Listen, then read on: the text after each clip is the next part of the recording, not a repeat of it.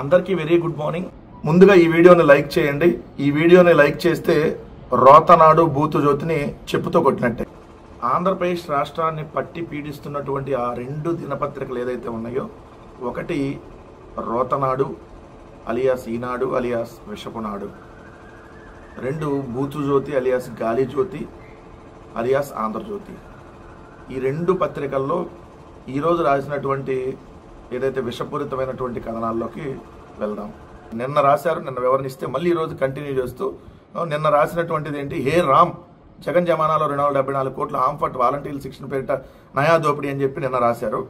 రాసి ఈరోజు I-PAC double ధమాకా శిక్షణ పేరిట ఇంకో 274 కోట్లు, అదనంగా పర్యవేక్షణ 280 కోట్లు అని చెప్పి ఇంకొక తప్పుడు వార్త. అంటే నిన్నేమో 274 కోట్లు, ఈ రోజేమో 274కి ఇంకొక 280 కోట్లు యాడ్ చేసి 554 కోట్లు, రేపు ఇంకో 200 300 కోట్లు యాడ్ చేసి మళ్ళీ ఇంకో 800 కోట్లు, తర్వాత మళ్ళీ 1000 కోట్లు, తర్వాత 2000 కోట్లు, తర్వాత 5000 కోట్లు. వీళ్ళ ఇష్టం, 1,00,000 కోట్లు. ఈ నోటికి ఎదురితే బుద్ధి పుడితే అది రాయటమే. ఐపాక్కి అసలు దానికి సంబంధం ఏంటి, ఐపాక్ దోచిపెట్టారని చెప్పి రాశారు. ఐపాక్ సంస్థకి వైఎస్ఆర్ కాంగ్రెస్ పార్టీ, మా పార్టీ తరఫున మేము వాళ్ళ సేవలను వినియోగించుకొని డబ్బులు ఇచ్చాం.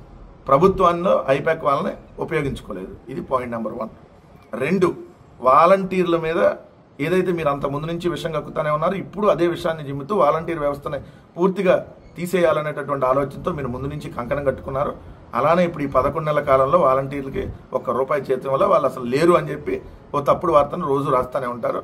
అంటే ప్రజల మెదడులో ఈ వాలంటీర్లు అనేటటువంటి వాళ్ళు ఏదో సంఘ విద్రోహ శక్తులుగా చూపించేటటువంటి కార్యక్రమం. వీళ్ళకి ఆల్రెడీ ప్రభుత్వం చాలా దోచిపెట్టేసింది, ఈ వ్యవస్థ వద్దు అని చెప్పి ప్రజల్లోకి తీసుకెళ్లేటటువంటి కార్యక్రమం పక్కా ప్లాన్ గా చంద్రబాబు నాయుడు గారి ఆధ్వర్యంలో ఈ రెండు పత్రికలు రాస్తున్నాయి అనేది క్లియర్. నేను అడుగుతున్నా, సచివాలయాలకు సంబంధించి వాలంటీర్లకు సంబంధించి రెండు ఒకటే.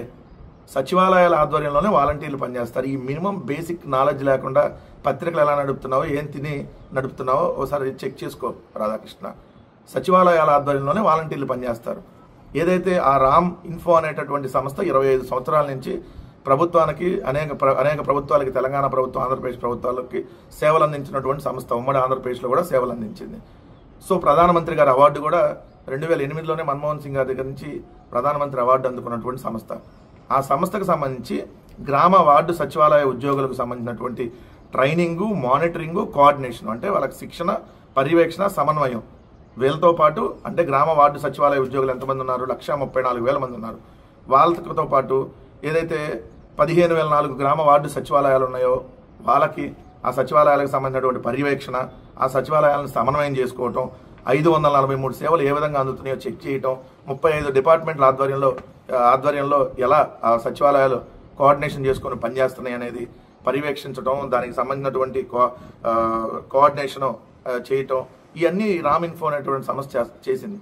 దీంతో పాటుగా వాలంటీర్లు 2,65,000 గ్రామ వార్డు వాలంటీర్లు ఏదైతే ఉన్నారో వాళ్ళందరికీ సంబంధించినటువంటి శిక్షణ కావచ్చు, వాళ్ళ పర్యవేక్షణ, వాళ్ళు ఏ విధంగా సమన్వయం సచివాలయంతో ఉంది, ప్రజలతో ఎలా ఉంది, ఇవన్నీ నిరంతరం మానిటరింగ్ చేయడానికి సంవత్సరానికి 68 కోట్ల రూపాయల చొప్పున ఏదైతే అఫీషియల్గానే జీవో ఇచ్చి ప్రభుత్వం ఇచ్చింది. కానీ నువ్వు 500 కోట్లు, 1,00,000 కోట్లు, నీ నోటికి ఏ బుద్ధి పుడితే అది, చంద్రబాబు నాయుడు ఏ బుద్ధి పుట్టి ఏ వార్త రాయమంటే అది రాసి ప్రజల మెదడులోకి విషయాన్ని చిమ్మాలి.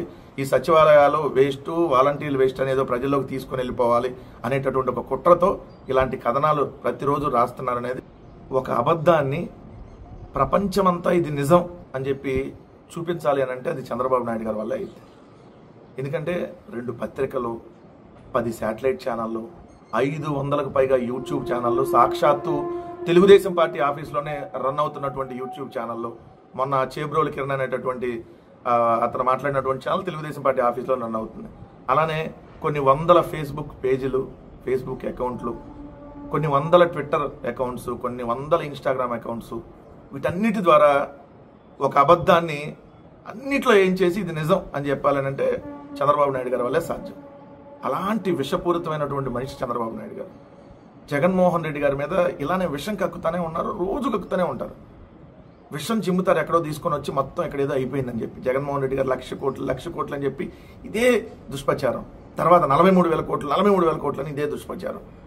సో ఎంత దారుణంగా వీళ్ళు దుష్ప్రచారం చేస్తారంటే, అసలు ఆంధ్రప్రదేశ్ రాష్ట్రంలో లెక్కలకు సంబంధించి జగన్మోహన్ రెడ్డి గారి ప్రభుత్వంలో చాలా ట్రాన్స్పరెంట్గా ప్రభుత్వమే మద్యం దుకాణాలు నిర్వహించి ప్రభుత్వ ఆదాయాన్ని పెంచింది.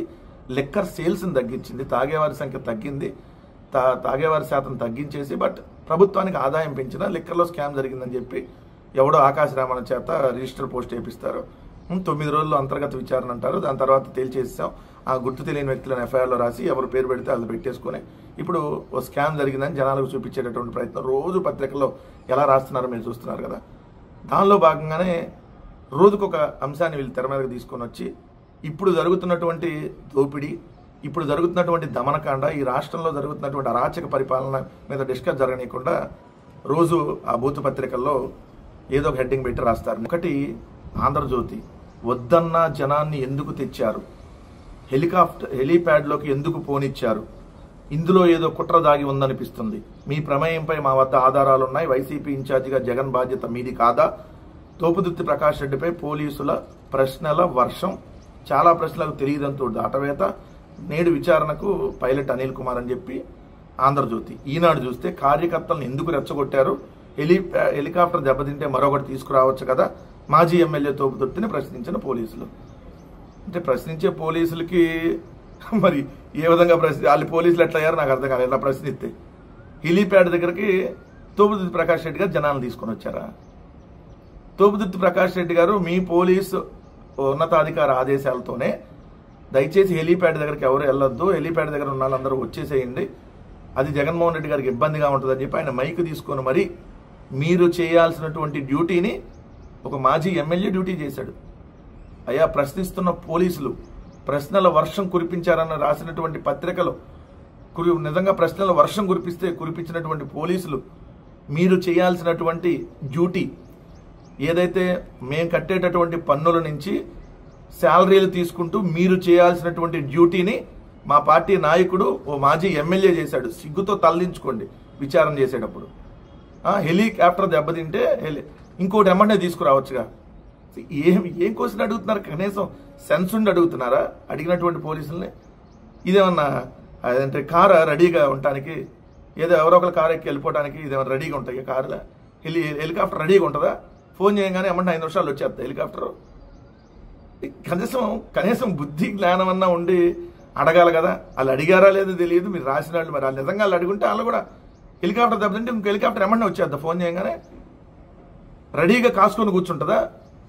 ఫోన్ చేయగానే ఏమన్నా పైలట్ గబా గబా ప్యాంటు షర్ట్ వేసేసుకొని గబా గబా పరిగెత్తుకొని దాన్ని తోసేసుకొని హెలికాప్టర్ని వచ్చేస్తాడా? అసలు కనీసం అడగటానికి ఆ క్వశ్చన్ ఎట్టు అడిగారు? ఆ క్వశ్చన్ వాళ్ళు అడిగారా? అసలు మీరు రాశారా? మీకు కనీసం బుద్ధి జ్ఞానం అన్న ఉండాలి కదా. ఎవడన్నా ఇట్లా రాస్తాడా? ఎవడన్నా హెలికాప్టర్ దెబ్బతింటే ఏమన్నా ఇంకో హెలికాప్టర్ ఎందుకు తెప్పించలేదు అంటున్నారు. ఎట్లా వస్తుంది ఏమన్నా హెలికాప్టర్? ఏమన్నా 5 నిమిషాలు వచ్చేస్తా పరిగెత్తుకొని. ఎంత దారుణం చూడండి. 2, ఇది కుట్రకోణం ఉంది. మేమే అంటున్నాం కుట్రకోణం ఉంది. చంద్రబాబు నాయుడు గారు ప్రభుత్వం జగన్మోహన్ రెడ్డి గారిని లేకుండా చేయాలంటే కుట్రకోణం ఉందని మేమే అంటుంటే ఆ విధంగా మీరు విచారణ చేయకుండా ఉల్టా మళ్ళీ మా మీద విచారణ చేస్తా. ఎంత దారుణంగా వాళ్ళ వార్తలు ఉన్నాయి చూడండి.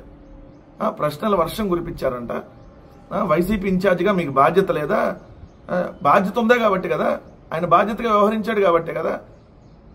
వాళ్ళందరినీ మైక్లో చెప్పి దయచేసి వెళ్ళొద్దని చెప్పి మీరు పోలీసులను పెట్టకుండా, మీరు జగన్మోహన్ రెడ్డి గారు ప్రతిపక్ష నాయకుడు, మాజీ ముఖ్యమంత్రి, వైఎస్ఆర్ కాంగ్రెస్ పార్టీ అధ్యక్షుడు జగన్మోహన్ రెడ్డి గారు వస్తే వేలాదిగా జనం వస్తారని చెప్పి తెలిసి కూడా మీరు జగన్మోహన్ రెడ్డి గారి భద్రతని ఏదైతే గాలికి వదిలేసి అక్కడ ఉన్నటువంటి ఎమ్మెల్యే గాలిలో నుంచే మేము రాకుండా చేస్తామని చెప్పి స్టేట్మెంట్స్ ఇవ్వటం, అక్కడున్న పోలీస్ అయితే సాక్షాత్తు ఆయన తెలుగుదేశం పార్టీ టికెట్లు ఎస్ఐ రామగిరి ఎస్ఐ సుధాకర్ యాదవ్, ఆయన తెలుగుదేశం పార్టీ సీటే ఆశించినటువంటి పరిస్థితి, తెలుగుదేశం పార్టీకి తొత్తుగా ఎలా పనిచేస్తా ఉన్నాడో రోజు చూస్తున్నటువంటి పరిస్థితి, జగన్మోహన్ రెడ్డి గారి నుంచి ఏకవచనంతో అతను మాట్లాడిన మాటలు, ఇలా మీ పోలీసు వ్యవస్థలో ఉన్నటువంటి కొంతమంది పోలీసులు, అందరూ కాదు చాలా మంది మంచి వాళ్ళు ఉన్నారు పోలీసుల్లో, ఎవరైతే ఇలా కొంతమంది ఉన్నారో వాళ్ళు చేస్తున్నటువంటి తీరు వల్ల పోలీసు వ్యవస్థ అంతటికీ చెడ్డ పేరు వస్తూ ఉంది. ఈ ప్రశ్నల వర్షం కురిపించిన వాళ్ళు ఒకసారి ఈ వర్షాన్ని ఇది అలా ప్రశ్నలు అడిగామని చెప్పి ఒకసారి ఇంటికి వెళ్ళి చెప్పండి, వాళ్ళు కూడా నవ్వుకుంటూ సమాధానం చెప్తారు మీకు. ఈ వార్త చూడగానే, ఎందుకంటే తిరుమలకు సంబంధించినటువంటి వార్త అంటే ఖచ్చితంగా చూస్తాం. ఎందుకంటే 140 కోట్ల మంది హిందువుల భక్తులకి ఆరాధ్య దైవమైనటువంటి ఆ తిరుమల వెంకటేశ్వర స్వామి, ఆ కలియుగ ప్రత్యక్ష దైవమైనటువంటి వెంకటేశ్వర స్వామి కొలువైనటువంటి ఉన్న పుణ్యక్షేత్రంలో రోజు రోజు అపచారాలు పెరిగిపోతూ ఉన్నాయి. ఈ ప్రభుత్వం వచ్చిన తర్వాత విపరీతంగా తిరుమల కొండ ప్రతిష్టను దెబ్బతీసే విధంగా సాక్షాత్తు ముఖ్యమంత్రి చంద్రబాబు నాయుడు గారే జంతువుల కొవ్వు కలిసిందని చెప్పి చాలా దారుణమైనటువంటి మాటలు మాట్లాడినటువంటి పరిస్థితి. దాని తర్వాత రోజు తిరుమల కొండ మీద రోజు బిర్యానీలు దొరకటము, మందు సీసాలు, బెల్ట్ షాపులు, ఇష్టాన్రీతిగా తిరుమలలో జరుగుతున్నటువంటి అపవిత్రత, అపచారాల మీద గోవులు చనిపోవటం, గోశాల, తిరుమల గోశాలలో ఇవన్నీ మనం చూస్తున్నప్పుడు ఖచ్చితంగా ఈ వార్త కొండకు భద్రత అని పెద్ద హెడ్డింగ్ పెట్టినప్పుడు చాలా ఇంట్రెస్ట్గా చూశాను. అసలు అలానే రాస్తారు వాళ్ళు. యాంటీ డ్రోన్తో కొండకు భద్రత అని హెడ్డింగ్ పెట్టారు. పెట్టి దాంట్లో మీరు చూడండి 2 ఫోటోలు కూడా వేశారు. ఇటీవల శ్రీవారి ఆలయంపై నుంచి అతి సమీపంలో వెళ్తున్న విమానం అని రాశారు. తిరుమల మొదటి ఘాట్ రోడ్లో డ్రోన్ ఎగరవేస్తున్న హర్యానాకు చెందిన దినేష్ బ్రాకెట్లో పాత చిత్రం. కొండపై డ్రోన్లు ఎగరవేసిన ఘటనలు ఇలా ఉన్నాయి అని రాసి, తిరుమలలోపై తరచూ ఎగురుతున్న డ్రోన్లు కేంద్ర రాష్ట్ర ప్రభుత్వాలు స్పందించి టెక్నాలజీని అందిపుచ్చుకోవాలి. వీళ్ళు సలహా ఇస్తూ రాశారు వార్త. కానీ చూసే వాళ్ళకేమో కొండకి భద్రత ఆల్రెడీ కల్పించేశారు అన్న కోణంలో హెడ్డింగ్ పెట్టారు. లోపలికి వెళ్తే మళ్ళీ వైఎస్ఆర్ కాంగ్రెస్ పార్టీ మీద విషం జిమ్మే కార్యక్రమం స్టార్ట్. ఈనాడు చూస్తే హిందువుల ఆధ్యాత్మిక క్షేత్రం తిరుమల గగనతల భద్రతను పటిష్టం చేసుకోవాల్సిన తరుణం ఆసన్నమైంది. వైకాపా ప్రభుత్వం గత 5 ఏళ్లు ప్రకటనలకే పరిమితమై భద్రతా వ్యవస్థను పూర్తిగా విస్మరించింది. మేమున్నప్పుడు ఈ బిర్యానీలు, మేమున్నప్పుడు ఏదైతే ఇవన్నీ బెల్ట్ షాపులు మేమున్నప్పుడు ఉన్నాయా? కనీసం కడుపుకి అన్నం తిని వార్త రాయండి. దేవుడి మీద రాసేటప్పుడు కూడా, దేవుడికి సంబంధించి పవిత్ర పుణ్యక్షేత్రం మీద వార్త రాసేటప్పుడన్నా కనీసం బుద్ధి జ్ఞానంతో వార్త రాయండి. మీకు ఎన్నిసార్లు చెప్పినా రాదు. కిరణ్, నీకు అసలు బుద్ధి జ్ఞానం ఉన్నట్లేదు. మీ నాన్నకంటే దారుణమైనటువంటి మనస్తత్వం కలిగినటువంటి వ్యక్తిలాగా నువ్వు తయారైనట్టుగా ఉంది ఈ వార్త చూస్తే. మరోవైపు ప్రస్తుత తరంలో డ్రోన్లు అగ్రదేశాలను కలవరపెడుతున్నాయి. ఈ చిన్న పరికరం పెను విధ్వంసాన్ని సృష్టిస్తుంది. ఈ డ్రోన్లు నిర్వహించే వ్యవస్థ శ్రీవారి సన్నిధిలో లేకపోవడం ఆందోళనకరం. మరి మీరు 11 నెలలు అయింది కదా వచ్చి, పెద్ద వ్యక్తికి చైర్మన్ పదవి ఇచ్చారు కదా. అంతకుముందు తెలుసు కదా, ఆయన TV5 అనేటటువంటి చైర్మన్గా ఉన్నటువంటి టీటీడీ చైర్మన్ ఇచ్చారు కదా. 6గురిని మొన్న తొక్కిసలాట్లో చనిపోయేటట్టుగా ఏదైతే వీళ్ళ నిర్లక్ష్యం జరిగింది కదా. తిరుమల రోజు అపచారాలు వీళ్ళు వచ్చినాకే కదా జరుగుతుంది. కానీ వైకాపా ప్రభుత్వం భద్రతనంట గాలికి వదిలేసిందంట. ఇది ఇప్పుడు ఈ 11 నెలల్లో మీరు గాలికి వదిలేసినా అది వైఎస్ఆర్ కాంగ్రెస్ పార్టీ ప్రభుత్వం మీద నెట్టడమే. కనీసం కడుపుకి అన్నం తిని రాయండి వార్తలు. కొండపై డ్రోన్లు ఎగరవేసిన ఘటనలు ఇలా 2023 జనవరిలో, మరి 24 జనవరిలో, 25లో ఎందుకు రాయాలా? అప్పుడు ఎగరేసినా తప్పే, ఎప్పుడు ఎగరేసినా తప్పే. మరి 25లో అనేక కోకొల్లగా సంఘటనలు. మొన్న ఒకరోజు 12 విమానాలు వెళ్ళినాయి. మీ ఈనాడు దినపత్రిక రాసింది 12 విమానాలు ఏదైతే 4-5 గంటల వ్యవధిలో తిరుమల శ్రీవారి ఆలయం మీద కూడా వెళ్ళినాయి. మరి అది రాయాలి కదా వార్త పెద్దగా. కొండకి భద్రత కల్పించేసామన్నట్టుగా హెడ్డింగ్ పెట్టేశారు. ఎవరైనా చూస్తే యాంటీ డ్రోన్తో కొండకు భద్రత అనే హెడ్డింగ్ చూడగానే అమ్మో ఈ ప్రభుత్వం రాగానే యాంటీ డ్రోన్లతో కొండకు భద్రత కల్పించేసిందని అనుకుంటారు. అసలు వార్తలోకి వెళ్తే విషం జిమ్ముతూ వైఎస్ఆర్ కాంగ్రెస్ పార్టీ ప్రభుత్వం మీద నెట్టేటటువంటి కార్యక్రమం. వీళ్ళ బుద్ధి మారదు. వీళ్ళు మనుషులైతేనే కదా మారేది. చిచ్చిచ్చి ఎంత చండాలంగా వార్తలు, ప్రతిరోజు ఇలాంటి వార్తలు. ఈ కూటమి ప్రభుత్వం వచ్చినటువంటి 11 నెలల కాలంలో ఏ విధంగా బలవన్మరణాలు జరుగుతూ ఉన్నాయి, ఏ విధంగా అత్యాచారాలు జరుగుతూ ఉన్నాయి, ఏ విధంగా వేధింపులను తట్టుకోలేక చనిపోతూ ఉన్నారు, ఎలాంటి దాడులు జరుగుతూ ఉన్నాయంటానికి నిన్నటికి నిన్న ఏదైతే నందిగామ నియోజకవర్గానికి సంబంధించి ఫీల్డ్ అసిస్టెంట్ వేధింపులకు తట్టుకోలేక ఒక మహిళా మేట్, అంటే ఓ మహిళా మేస్త్రి ఆత్మహత్యకు పాల్పడింది. సెల్ఫీ వీడియో తీసి పురుగుల మందు తాగి ఫీల్డ్ అసిస్టెంట్ వేధింపులకు మహిళా మేట్ ఆత్మహత్య. ఎమ్మెల్యే సౌమ్య ఆయనపై చర్యలు తీసుకోవాలని అభ్యర్థన. ఊరందరి ముందు దారుణంగా తిట్టాడు, సెల్ఫీ వీడియో తీసుకుని మహిళ ఆత్మహత్య అని చెప్పి ఈనాడు.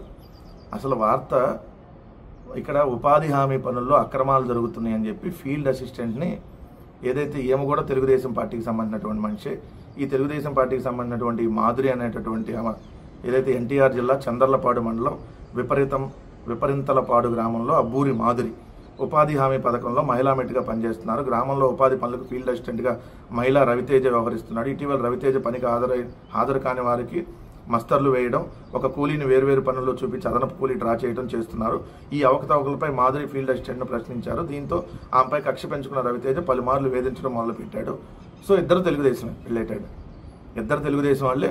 తెలుగుదేశం వాళ్ళ వేధింపులకి ఇంకో తెలుగుదేశం మహిళ బలైనటువంటి పరిస్థితి. ఆమె క్లియర్గా సెల్ఫీ వీడియో తీసి చనిపోయే ముందు సెల్ఫీ వీడియో తీసి 300 కోసం ఉపాధి హామీ ఫీల్డ్ అసిస్టెంట్ మహిళా రవితేజ అత్యంత దారుణంగా నన్ను అవమానించాడు.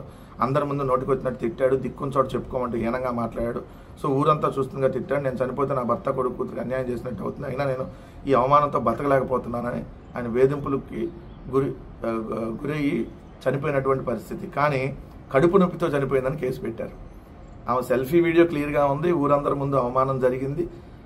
ఆయన అవకతవకలను ఎవరైతే మహిళా రవితేజ అనేటటువంటి అతను తెలుగుదేశం పార్టీకి సంబంధించిన అతను ఆ ఫీల్డ్ అసిస్టెంట్ సంబంధించినటువంటి అవకతవకలను ప్రశ్నిస్తున్నారని చెప్పి ఈయన మీద కక్ష పెంచుకున్నది వాస్తవం.